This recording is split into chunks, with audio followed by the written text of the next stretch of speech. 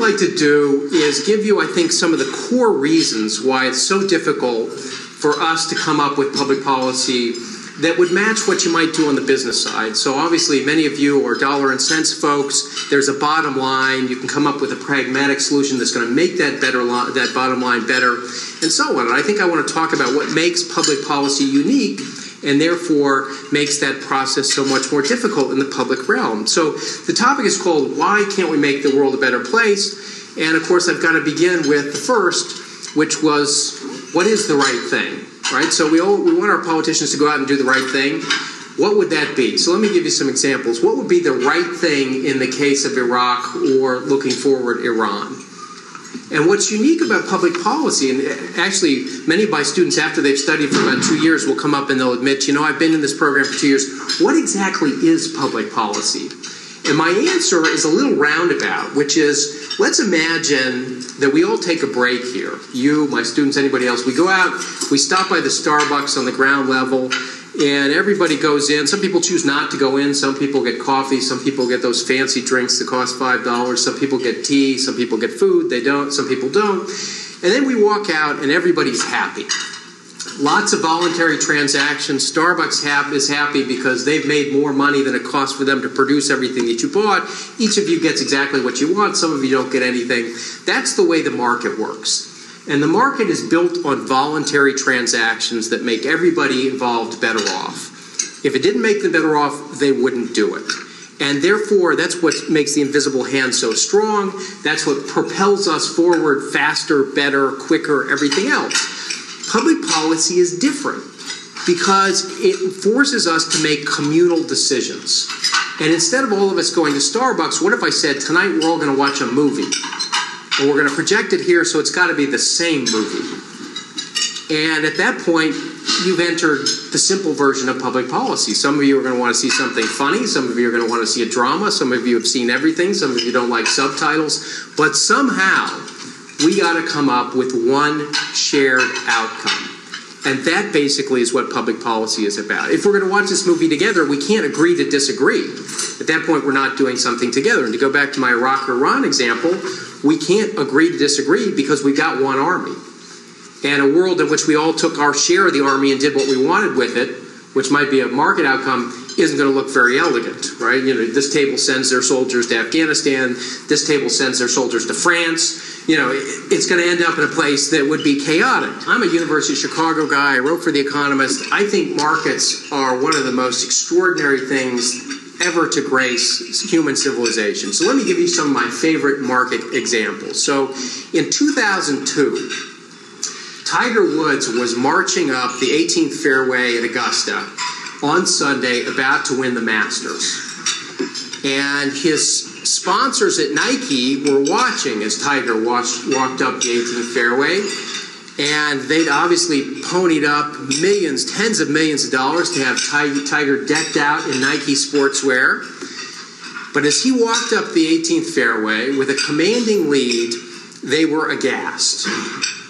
Now, you might ask, why would somebody from Nike be deeply upset as they watch the guy they pay $30 or $40 million to wear their sportswear as he walks up the 18th fairway? Well, it turns out it had been a hot, humid day at Augusta, as happens in April, and Tiger's shirt was a complete mess. So the collar had wrinkled, and he was sweating through it, and it looked terrible. So the Nike folks, it's all well and good that Tiger's going to win the tournament. It's not so well and good that the shirt he is essentially modeling has become a mess. So Nike, the guy who was in charge of the golfwear at Nike, describes this as one of the best and worst days of his life, which suggests his life has been fairly limited, but nonetheless, they immediately get on the line with their clothes designers in Hong Kong, who immediately get on the line with their chemists and engineers, and they get on the line with their production people in China. And within 6 weeks, they had a prototype of a golf shirt that doesn't wilt under the heat and humidity. They could produce it at the same basic price they were selling the old shirt. They had it coming off the line and for sale by October. So in many ways, it's a perfect example. There's no government commission forcing shirts to be more humid resistant. That's just a company seeing a problem, making something better, and that's essentially how markets work. Now, the problem is public policy, almost by design, takes over when the markets don't give us an outcome we want. If the markets are doing terrifically, let the markets work. It's when the markets take us to a place and we say, you know what, this isn't exactly what we're looking for, where public policy steps in, which means out of the blocks, we're either trying to get someone to do something they don't want to do voluntarily, or else the market would be delivering it, or we're trying to get them not to do something that they would prefer to do. So the first example is one where basically, here's a market that works absolutely wonderfully. Right? This market works in many. These folks are every bit as innovative as the Nike executives. In fact, if you were reading, I can't remember if it was the New York Times or the Wall Street Journal, I was reading it on the plane coming down here about how the Colombian drug dealers have designed a submarine that will enable them to move illegal drugs into the United States by going underwater, therefore eluding helicopters and everything else, and has a range of 3,000 miles. Okay? That's a market that works beautifully. There was another article in The Economist about methamphetamine dealers, where basically they were doing pretty well in the first place when they could make this stuff out of cold medicine and fertilizer.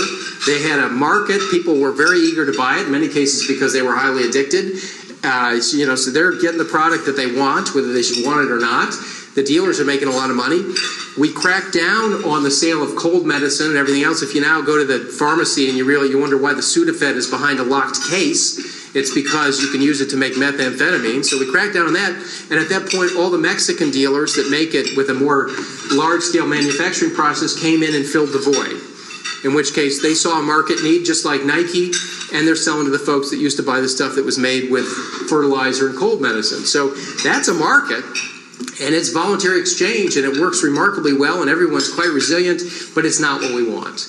And of course, that's what makes the policies related to drugs so difficult, is we're basically trying to stop a market where everybody involved in the transaction would prefer not to be stopped. Since you are a business group, my closing plea would be that you can't treat government like a bad restaurant on down the block and think, boy, the food is terrible, the service is awful. If I just ignore it for a while, it'll go away.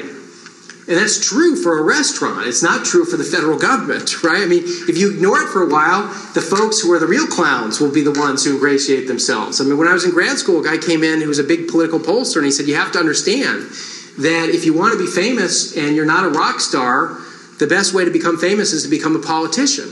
That's not exactly who you want selecting into government at the local, state, or federal level. So if you leave a vacuum, somebody will fill it.